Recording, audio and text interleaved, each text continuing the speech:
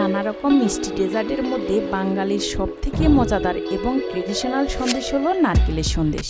আজকের রেসিপিতে থাকছে নারকেল সন্দেশ অথবা নারকেল নাড়ু। আজ আমি আপনাদের দুই ধরনের নারকেল নাড়ু বা সন্দেশ তৈরি করে দেখাবো। মজাদার এই নারকেল নাড়ু তৈরি করা জানতে হলে ভিডিওটি প্রথম থেকে শেষ পর্যন্ত দেখতে হবে। প্রথম সন্দেশটা আমি নারকেল, চিনি আর দুধ দিয়ে তৈরি করব। তার জন্য এখানে দুইটা নারকেল কোড়া নিয়েছি।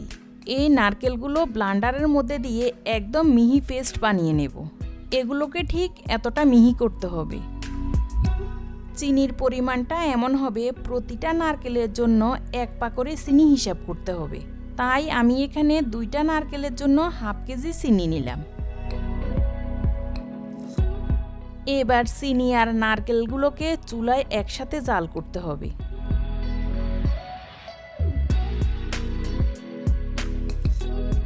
কিছু সময় জাল করার পর দেখবেন চিনিগুলো গলে মিশ্রণটা এরকম পাতলা হয়ে যাবে, আর এ সময় এগুলো ছিটকে এসে গায়ে পড়তে পারে। তাই চুলার আঁচ কমিয়ে এগুলোকে অনবরত নাড়তে হবে। কোনো ক্রমেই নাড়া বন্ধ করা যাবে না, তাহলে নিচের দিক থেকে পুড়ে যাবে অথবা লালচে হয়ে যাবে। পুড়ে গেলে এগুলোর কালারও পাল্টে যাবে।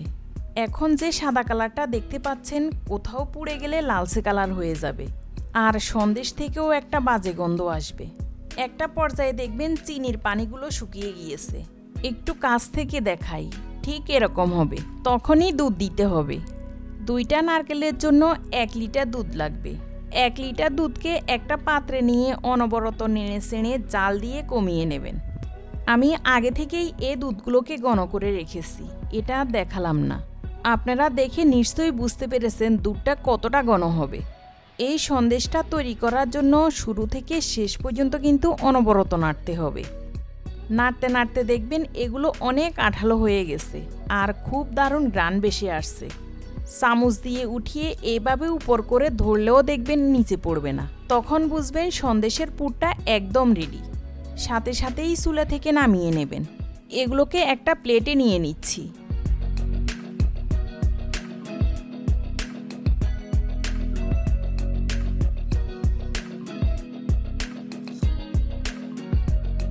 সন্দেশ বানানোর জন্য আমি এরকম বিভিন্ন ডিজাইনের কিছু সাজ ব্যবহার করব।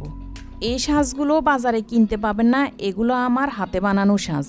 সাজ ছাড়াও 2 হাতের তালুতে গোল গোল করে সন্দেশ গড়তে পারবেন। এতে স্বাদের কোনো পার্থক্য হবে না। সুন্দর একটা ডিজাইন ফুটিয়ে ওঠার জন্যই সাজ ব্যবহার করছি।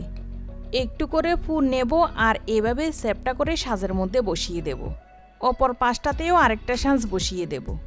আঙ্গুল দিয়ে সাইডগুলোকে সমান করে দেব। একটু প্রেস করব। তারপর দুপাশ থেকে সাজগুলোকে খুলে নেব।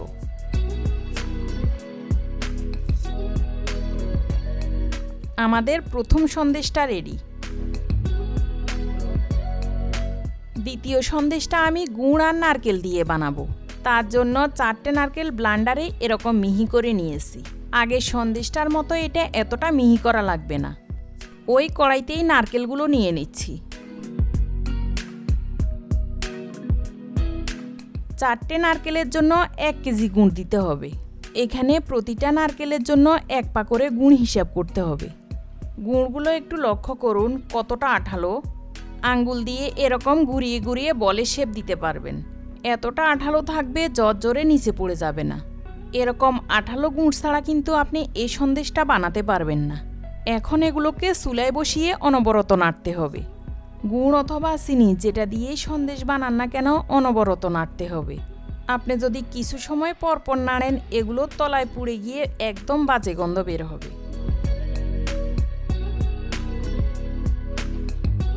একটা সময়ে দেখবেন গুড় আর নারকেলের পানিটা শুকিয়ে গিয়ে অনেক আঠালো হয়ে যাবে, আর এগুলো থেকে দারুণ ঘ্রাণ বেশি এসে আপনার পুরো ঘর মোমো করবে। তখন বুঝবেন এগুলো রেডি। এগুলো ঠিক এরকম আঠালো হবে। আর এই সময় দেরি না করে সাথে সাথে চুলা থেকে নামিয়ে নিতে হবে। এগুলোকেও একটা প্লেটে নিয়ে নিচ্ছি।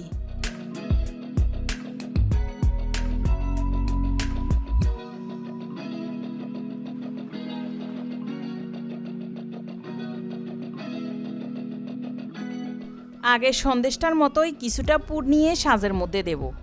অপর পাশে আরেকটা সাজ বসিয়ে দেব। চারপাশটা সমান করে দেব।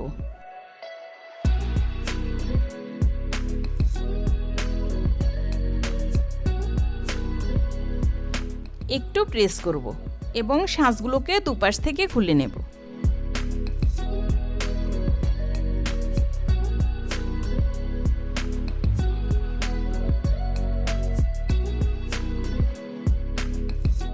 এবার আমাদের দ্বিতীয় সন্দেশটাও রেডি।